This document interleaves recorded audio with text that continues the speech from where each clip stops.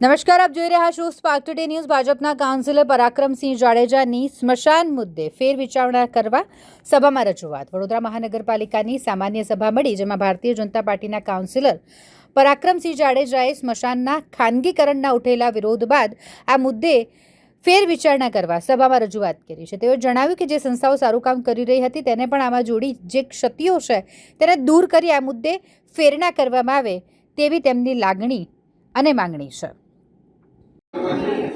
खूब सारू काम जो अभिनंदन आपू છું ચેરમેન બધાને કોઈ તમે કામ કર્યું તો મને ચિંતા નથી, પણ મિત્રો જે કામ કરે છે જે કામ કરે છે એની અંદર એની પાસે કે આપણે તેમાં કરતા એને બોલાવીને જરૂર છે તમારામાં નાના મોટા એક સુધારા કરવાની જરૂર છે। એ સુધારા કરી સામાજિક સંસ્થાઓને પહેલી પ્રાયોરિટી આપી અને પછી આપણે આ કરીએ। મિત્રો હું આજનો દાખલો આપું, ચેતન સાહેબ તમારો ખુલાસો આપી દેવો જોઈએ। ये मेरे बारे बात आपने जो कि कमर कला के पसंद आज ये अपना ये दो कितने जीवन तो ये बड़ा जगह को मैं कितु तेरे भाई तू आपको काफी तू अपने विकल्प 5 दिवस पसंद 33 अपनी का देवा 5 दिवस ने लागतो है અને સારા 7000 કદાચ મારા જેટલા સારા સાથે કદાચ ભૂલે હોય 7000 રૂપિયા સવાલ।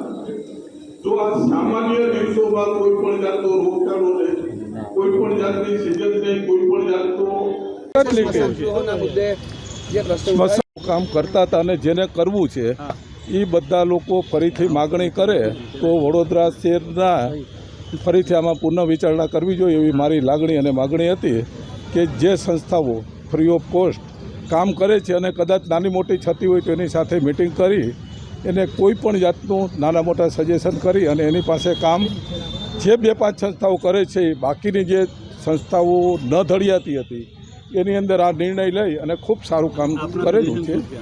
અમારા સજેશન છે કે જે સારું કામ કરે છે એને કરવા માટે થઈને પુનઃ વિચારણા કરવી જોઈએ।